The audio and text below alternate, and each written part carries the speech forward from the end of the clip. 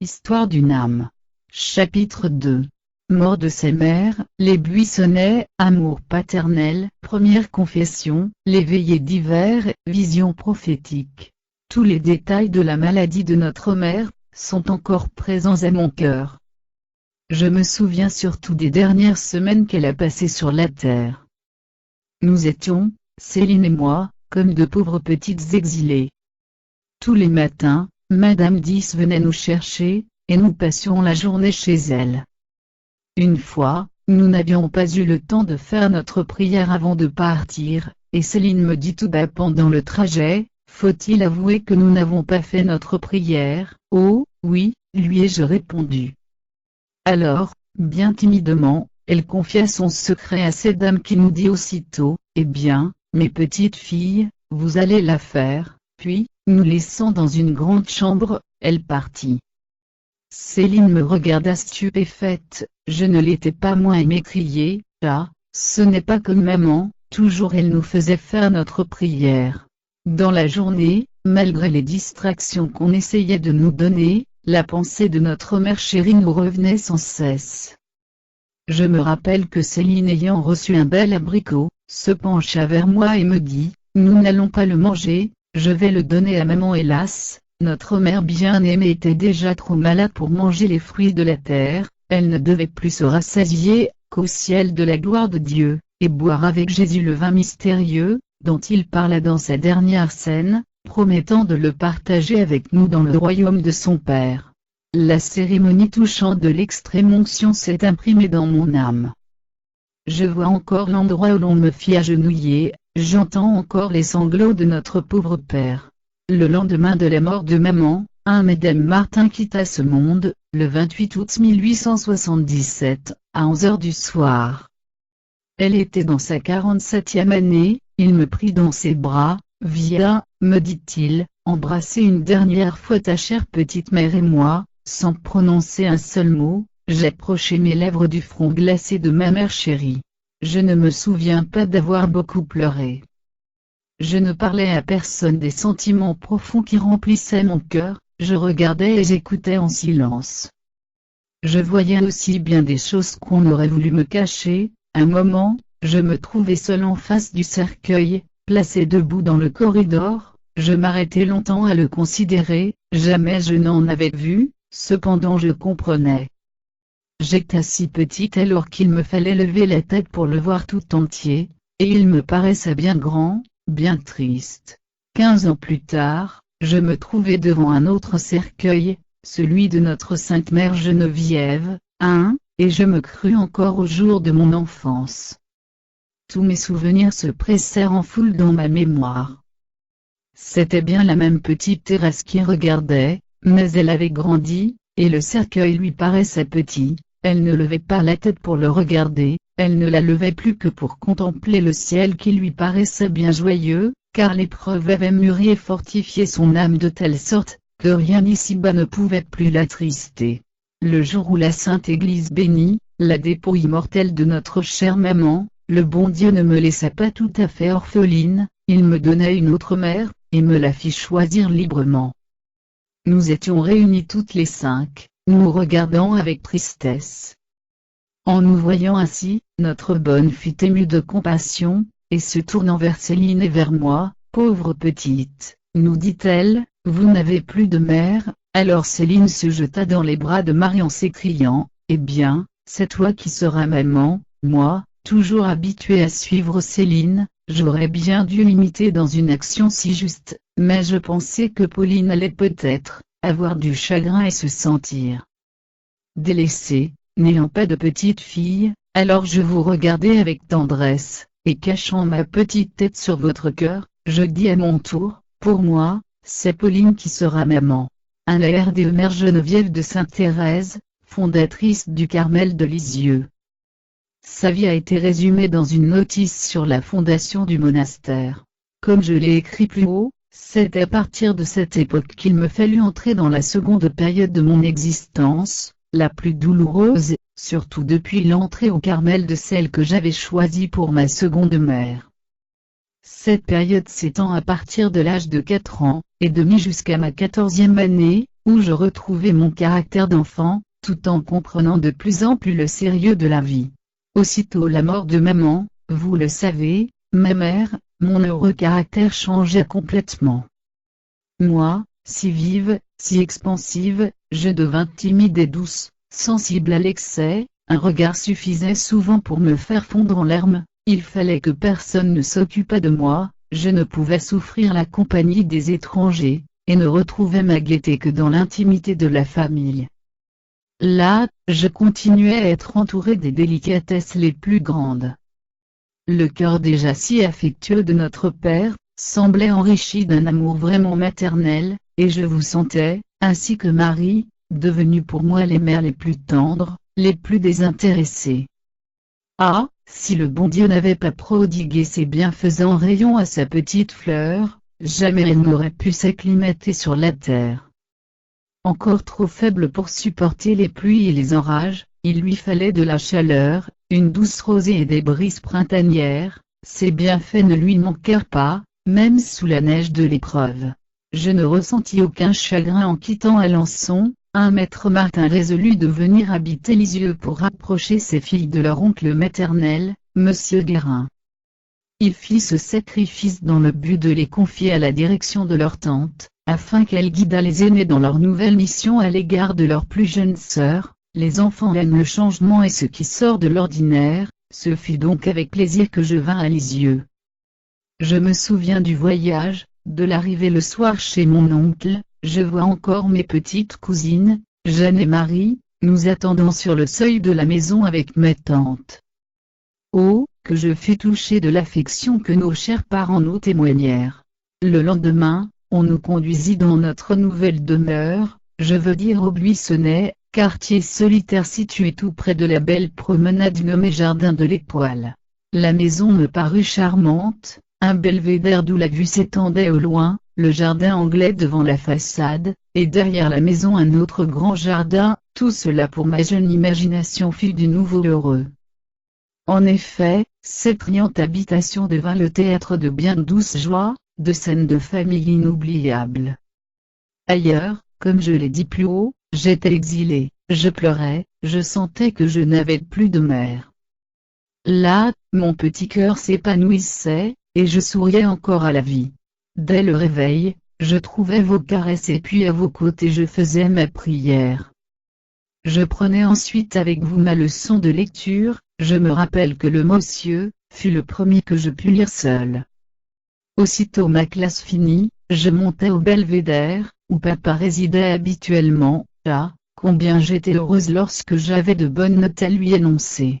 Toutes les après-midi j'allais faire avec lui une petite promenade, visiter le Saint-Sacrement, un jour dans une église, le lendemain dans une autre. C'est ainsi que j'entrai pour la première fois dans la chapelle du Carmel. Vois-tu, ma petite reine, me dit papa, derrière cette grande grille, il y a de saintes religieuses qui prient toujours le bon Dieu. J'étais bien loin de penser que, 9 ans plus tard, je serais parmi elles, que là, dans ce Carmel béni, je recevrais de si grandes grâces. Après la promenade, je rentrais à la maison où je faisais mes devoirs, puis, tout le reste du temps, je sautillais dans le jardin autour de mon cher petit père. Je ne savais pas jouer à la poupée, mon plus grand plaisir était de préparer des tisanes avec des graines et des écorces d'arbres. Quand mes infusions prenaient une belle teinte, je les offrais vite à papa, dans une jolie petite tasse qui donnait vraiment envie d'en savourer le contenu. Ce tendre père quittait aussitôt son travail et puis, en souriant, faisait semblant de boire. J'aimais aussi à cultiver des fleurs, je m'amusais à dresser de petits autels dans un enfoncement qui se trouvait, par bonheur, au milieu du mur de mon jardin. Quand tout était prêt, je courais vers papa qui s'extasiait, pour me faire plaisir, devant mes autels merveilleux, admirant ce que j'estimais un chef-d'œuvre. Je ne finirais pas, si je voulais raconter 1000 traits de ce genre, dont j'ai gardé le souvenir. Ah, comment dirais-je toutes les tendresses que mon incomparable père prodiguait à sa petite reine? Ils étaient pour moi de beaux jours ceux où mon roi chéri, comme j'aimais à l'appeler, m'emmenait avec lui à la pêche.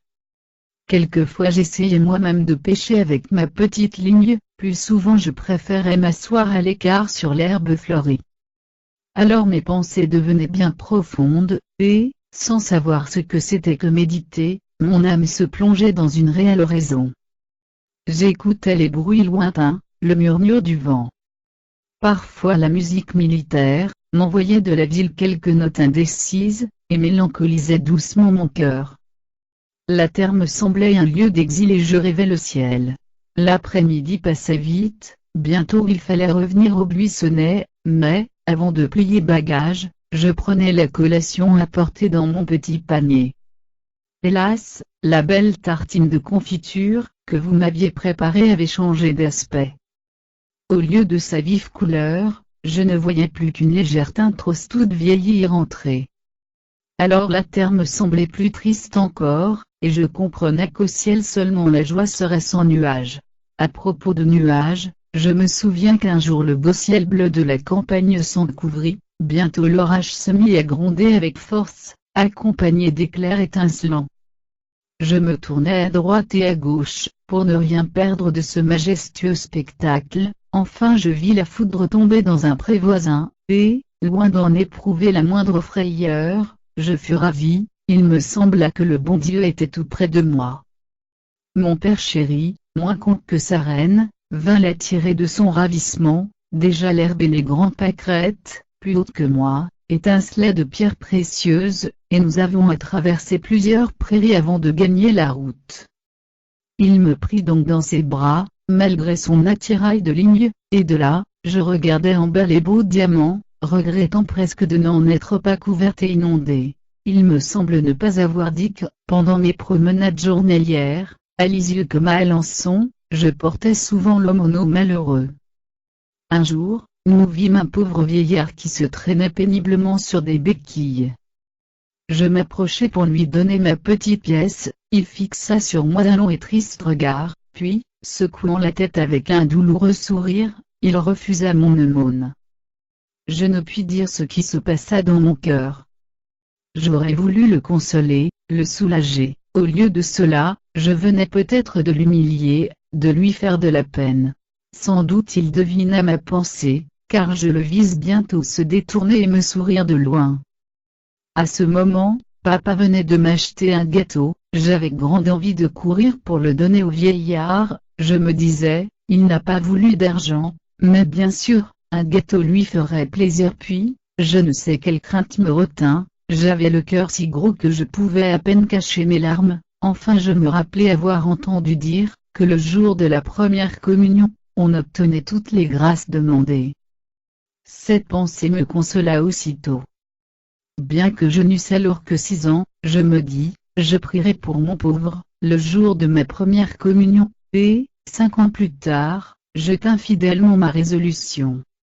J'ai toujours pensé que ma prière enfantine pour ce membre souffrant de notre Seigneur, avait été bénie et récompensée. En grandissant, j'aimais le bon Dieu de plus en plus, et je lui donnais bien souvent mon cœur, me servant de la formule que maman m'avait apprise. Je m'efforçais de plaire à Jésus en toutes mes actions, et je faisais grande attention à ne l'offenser jamais. Cependant, un jour, je commis une faute qui vaut bien la peine d'être rapportée ici, elle me donne un grand sujet de m'humilier, et je crois en avoir eu la contrition parfaite. C'était au mois de mai 1878. Comme vous me trouviez trop petite pour aller aux exercices du mois de Marie tous les soirs, je restais avec la bonne, et faisais avec elle mes dévotions devant mon autel à moi, que j'arrangeais à ma façon. Tout était si petit, chandelier, pot de fleurs, etc., que 2 allumettes bougies suffisaient pour l'éclairer parfaitement. Quelquefois Victoire, pour économiser ma provision d'allumettes, me faisait la surprise de 2 véritables bouts de bougies, mais c'était rare. Un soir, nous allions nous mettre en prière. Je lui dis voulez-vous commencer le souvenez-vous, je vais allumer elle fit semblant de commencer, puis me regarda en riant très fort. Moi, qui voyais mes précieuses allumettes se consumer rapidement, je la suppliai encore une fois de dire bien vite le souvenez-vous. Même silence, mêmes éclats de rire. Alors, au comble de l'indignation, je me levai, et, Sortant de ma douceur habituelle, je frappais du pied avec force en criant bien haut, « Victoire, vous êtes une méchante !» La pauvre fille n'avait plus envie de rire, elle me regardait, muette d'étonnement, et me montrait, mais trop tard, la surprise de ces 2 bouts de bougie cachés sous son tablier. Après avoir pleuré de colère, hélas, je versai des larmes de contrition, j'étais toute honteuse et désolée, et je pris la ferme résolution de ne plus jamais recommencer. Peu de temps après, j'allais me confesser. Bien doux souvenir pour moi. Vous me disiez, ma mère chérie, ma petite Thérèse, ce n'est pas à un homme, mais au bon Dieu lui-même que tu vas avouer tes péchés. J'en devins si persuadé que je vous demandais sérieusement, s'il ne fallait pas dire à monsieur l'abbé du Cellier, un décédé en 1917, archiprêtre de la cathédrale Saint-Pierre de Lisieux, que je l'aimais de tout mon cœur. Puisque c'était au bon Dieu que j'allais parler en sa personne. Bien instruit de tout ce que je devais faire, j'entrai au confessionnal et me mis à genoux, mais en ouvrant le guichet, le prêtre ne vit personne. J'étais si petite que ma tête se trouvait sous la planchette où l'on s'appuie les mains. Alors il me dit de rester debout. Obéissant aussitôt, je me levai et, me tournant juste en face pour mieux le voir, je me confessai et reçus sa bénédiction avec un grand esprit de foi, car vous m'aviez assuré, qu'à ce moment solennel les larmes du petit Jésus allaient purifier mon âme. Je me souviens de l'exhortation qu'il me fit adresser, elle m'invita surtout à la dévotion envers la Sainte Vierge, et je me promis de redoubler de tendresse pour celle qui tenait déjà une bien grande place dans mon cœur. Enfin, je passai mon petit chapelet pour le faire bénir, et je sortis du confessionnel si contente, et si légère que jamais je n'avais senti autant de joie. C'était le soir. Arrivé sous un réverbère, je m'arrêtai, et tirant de ma poche le chapelet nouvellement béni, je le tournai et retournai dans tous les sens. « Que regardes-tu, ma petite Thérèse ?» me dites-vous. Mais, je regarde comment c'est fait, un chapelet béni. Cette naïve réponse vous amusa beaucoup. Pour moi, je restai bien longtemps pénétré de la grâce que j'avais reçue. Depuis, je voulais me confesser aux grandes fêtes, et cette confession, je puis le dire, remplissait d'allégresse tout mon petit intérieur. Les fêtes. Ah, que de souvenirs embaumés ce simple mot me rappelle. Les fêtes, je les aimais tant. Vous saviez si bien m'expliquer les mystères cachés en chacune d'elles. Oui, ces jours de la terre devenaient pour moi des jours du ciel. J'aimais surtout les processions du Saint-Sacrement. Quelle joie de semer des fleurs sous les pas du bon Dieu. Mais, avant de les y laisser tomber, je les lançais bien haut et je n'étais jamais aussi heureuse qu'en voyant mes roses et feuillets toucher l'ostensoir sacré. Les fêtes. Ah, si les grandes étaient rares, chaque semaine en ramenait une bien chère à mon cœur, le dimanche. Quelle journée radieuse! C'était la fête du bon Dieu, la fête du repos. D'abord, toute la famille partait à la grand-messe, et je me rappelle qu'au moment du sermon, notre chapelle étant éloignée de la chaire, il fallait descendre et trouver des places dans la nef, ce qui n'était pas très facile. Mais, pour la petite Thérèse et son père, tout le monde s'empressait de leur offrir des chaises. Mon oncle se réjouissait en nous voyant arriver tous les deux, il m'appelait son petit rayon de soleil, et disait que, de voir ce vénérable patriarche conduisant par la main sa petite fille, c'était un tableau qui le ravissait. Moi, je ne m'inquiétais guère d'être regardé, je ne m'occupais que d'écouter attentivement le prêtre. Un sermon sur la passion de notre Seigneur, fut le premier que je compris, et qui me toucha profondément. J'avais alors 5 ans et demi, depuis je pus saisir et goûter le sens de toutes les instructions. Quand il était question de Sainte Thérèse, papa se penchait et me disait tout bas, « Écoute bien, ma petite reine, on parle de ta sainte patronne ». J'écoutais bien, en effet, mais je l'avoue, je regardais plus souvent papa que le prédicateur. Sa belle figure me disait tant de choses. Parfois ses yeux se remplissaient de larmes, qu'il s'efforçait vainement de retenir. En écoutant les vérités éternelles, il semblait déjà ne plus habiter la terre, son âme me paraissait plongée dans un autre monde. Hélas, sa course était loin, bien loin d'être à son terme, de longues et douloureuses années devaient s'écouler encore, avant que le beau ciel s'ouvrît à ses yeux et que le Seigneur, de sa main divine, essuya les larmes amères de son fidèle serviteur. Je reviens à ma journée du dimanche.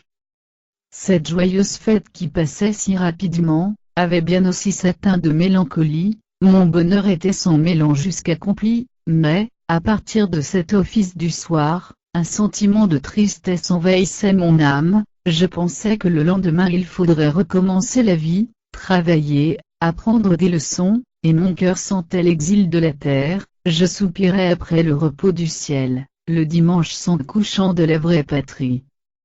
Point d'exclamation.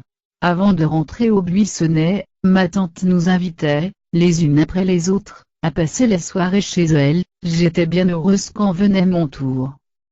J'écoutais avec un plaisir extrême tout ce que mon oncle disait, ses conversations sérieuses m'intéressaient beaucoup, il ne se doutait pas certainement de l'attention que j'y prenais.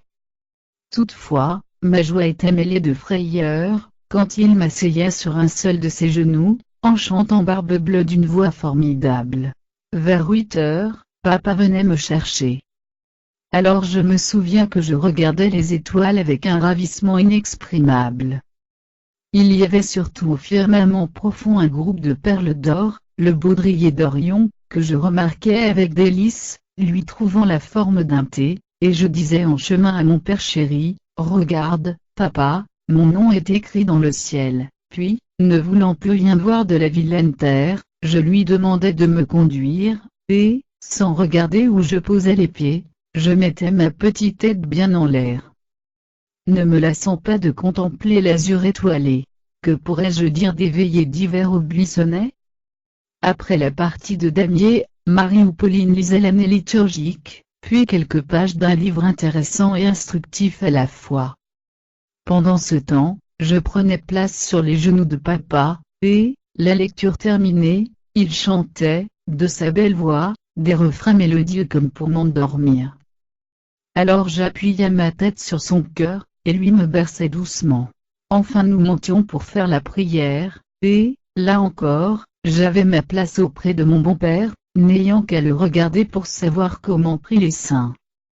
Ensuite, ma petite maman me couchait, après quoi je lui disais invariablement, « Est-ce que j'ai été mignonne aujourd'hui? Est-ce que le bon Dieu est content de moi? Est-ce que les petits anges vont voler autour de moi ?» Toujours la réponse était oui, autrement, j'aurais passé la nuit tout entière à pleurer.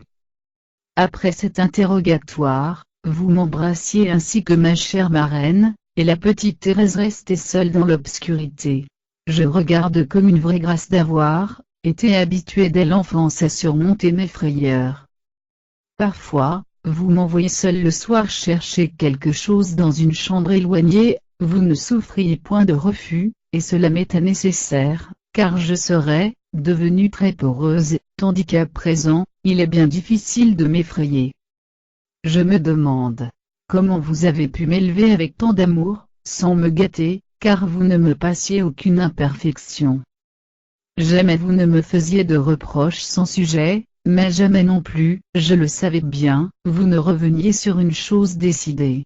Pauline recevait mes confidences les plus intimes, elle éclairait tous mes doutes. Un jour, je lui témoignai ma surprise de ce que le bon Dieu ne donne pas une gloire égale dans le ciel à tous les élus. J'avais peur que tous ne fussent pas heureux. Alors elle m'envoya chercher le grand verre de papa, et le mit à côté de mon petit dé, puis, les remplissant de tous deux, elle me demanda lequel paraissait le plus rempli. Je lui dis que je les voyais aussi pleins l'un que l'autre, et qu'il était impossible de leur verser plus d'eau qu'ils n'en pouvaient contenir. Ma petite mère me fit alors comprendre qu'au ciel le dernier des élus n'envierait pas le bonheur du premier. C'est ainsi que, mettant à ma portée les plus sublimes secrets, elle donnait à mon âme la nourriture qui lui était nécessaire. Avec quelle joie je voyais arriver chaque année la distribution des prix. Bien que toute seule à concourir, la justice, comme toujours, n'en était pas moins gardée, je n'avais que les récompenses absolument méritées. Le cœur me battait bien fort en écoutant ma sentence, en recevant des mains de mon roi, devant toute la famille réunie, les prix et les couronnes. C'était pour moi comme une image du jugement. Hélas, en voyant notre Père si radieux, je ne prévoyais pas les grandes épreuves qui l'attendaient. Un jour cependant, le bon Dieu me montra dans une vision extraordinaire, l'image vivante de cette douleur à venir. Papa était en voyage et ne devait pas revenir de sitôt, il pouvait être 2 ou 3 heures de l'après-midi, le soleil brillait d'un vif éclat, et toute la nature semblait en fête. Je me trouvais seul à une fenêtre donnant sur le grand jardin, l'esprit tout occupé de pensées riantes, quand je vis devant la buanderie, en face de moi, un homme vêtu absolument comme papa, ayant la même taille élevée et la même démarche, mais de plus très courbé et vieilli. Je dis vieilli, pour dépeindre l'ensemble général de sa personne, car je ne voyais point son visage, sa tête étant couverte d'un voile épais. Il s'avançait lentement, d'un pas régulier, longeant mon petit jardin. Aussitôt, un sentiment de frayeur surnaturelle me saisit et j'appelai bien haut d'une voix tremblante, « Papa! Papa !» Mais le mystérieux personnage ne semblait pas m'entendre, il continuait sa marche sans même se détourner, et se dirigeait ainsi vers un bouquet de sapins, qui partageait l'allée principale du jardin. Je m'attendais à le voir reparaître de l'autre côté des grands arbres, mais la vision prophétique s'était évanouie. Tout cela n'avait duré qu'un instant, un instant qui se gravait si profondément dans ma mémoire, qu'aujourd'hui encore, après tant d'années, le souvenir m'en est aussi présent que la vision elle-même. Marie était avec vous, ma mère, dans une chambre voisine. M'entendant appeler papa, vous ressentîtes tous deux une impression de frayeur. Dissimulant son émotion, Marie accourut vers moi. « Pourquoi donc, me dit-elle, appelles-tu ainsi papa qui était à Alençon ?» Je racontai ce que je venais de voir, et, pour me rassurer, on me dit que la bonne, voulant sans doute me faire peur, s'était caché la tête avec son tablier. Mais Victoire interrogée assura, n'avoir pas quitté sa cuisine. D'ailleurs, la vérité ne pouvait s'obscurcir dans mon esprit, j'avais vu un homme, et cet homme ressemblait absolument à papa. Alors nous allâmes toutes derrière le massif d'arbres, et, n'ayant rien trouvé, vous me dites de ne plus penser à cela. Ne plus y penser. Ah, ce n'était pas en mon pouvoir. Bien souvent mon imagination me représentait cette vision mystérieuse. Bien souvent je cherchais à soulever le voile qui m'en dérobait le sens, et je gardais au fond du cœur la conviction intime qu'il me serait un jour entièrement révélé. Et vous connaissez tout, ma mère bien-aimée. Vous le savez maintenant, c'était bien notre Père que le bon Dieu m'avait fait voir, s'avançant courbé par l'âge, et portant sur son visage vénérable, sur sa tête blanchie, le signe de sa grande épreuve. En 1888, Monsieur Martin eut plusieurs attaques de paralysie qui, après avoir atteint et quitté tour à tour les membres du saint vieillard, exercèrent jusqu'à sa mort leur triste ravage sur son intelligence. On dut même, pendant 3 années, le confier à des mains étrangères. Comme la face adorable de Jésus fut voilée pendant sa passion, ainsi la face de son fidèle serviteur devait être voilée au jour de son humiliation, afin de pouvoir rayonner avec plus d'éclat dans les cieux. Ah, combien j'admire la conduite de Dieu, nous montrant d'avance cette croix précieuse, comme un père fait entrevoir à ses enfants l'avenir glorieux qu'il leur prépare, et se complaît, dans son amour, à considérer lui-même les richesses sans prix, qui doivent être leur héritage. Mais une réflexion me vient à l'esprit, pourquoi le bon Dieu a-t-il donné cette lumière à une enfant qui, si elle l'avait comprise, serait morte de douleur? Pourquoi? Voilà un de ces mystères impénétrables, que nous comprendrons seulement au ciel pour en faire le sujet de notre éternelle admiration. Mon Dieu, que vous êtes bon! Comme vous proportionnez les épreuves à nos forces. Je n'avais pas même le courage en ce temps-là de penser, sans effroi, que papa pouvait mourir. Il était un jour monté sur le haut d'une échelle et, comme je restais là tout près, il me dit, « Éloigne-toi, ma petite reine, car, si je tombe, je vais t'écraser. Aussitôt je ressentis une révolte intérieure et, m'approchant plus près encore de l'échelle, je pensais, au moins, si papa tombe, je ne vais pas avoir la douleur de le voir mourir, je vais mourir avec lui. Non, je ne puis dire combien je l'aimais. Tout en lui me causait de l'admiration.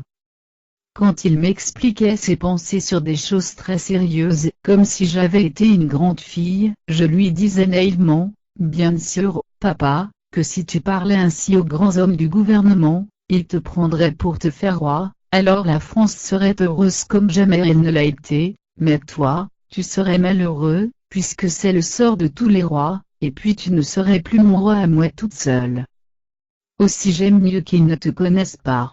Vers l'âge de 6 ou 7 ans, je vis la mer pour la première fois. Ce spectacle me causa une impression profonde, je ne pouvais en détacher les yeux.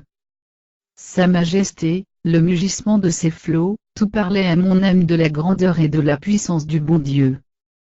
Je me rappelle que, sur la plage, un monsieur et une dame me regardèrent longtemps, ils demandèrent à papa si je lui appartenais, disant que j'étais une bien jolie petite fille. Aussitôt il leur fit signe de ne pas m'adresser de compliments. J'éprouvais du plaisir en entendant cela, car je ne me trouvais pas gentille, vous faisiez une si grande attention, ma petite mère, à ne tenir jamais aucun langage capable de me faire perdre ma simplicité et ma candeur enfantine. Aussi, comme je vous croyais uniquement, je n'attachais pas grande importance aux paroles et aux regards admiratifs de ces personnes, et je n'y pensais plus. Le soir de ce jour, à l'heure où le soleil semble se baigner dans l'immensité des flots, laissant devant lui un sillon lumineux, j'allais m'asseoir avec Pauline sur un rocher désert, je contemplais longtemps ce sillon d'or qu'elle me disait être l'image de la grâce illuminant ici-bas le chemin des âmes fidèles. Alors je me représentais mon cœur au milieu du sillon, comme une petite barque légère à la gracieuse voile blanche, et je pris la résolution de ne jamais l'éloigner du regard de Jésus, afin qu'il pût voguer en paix et rapidement vers le rivage des cieux.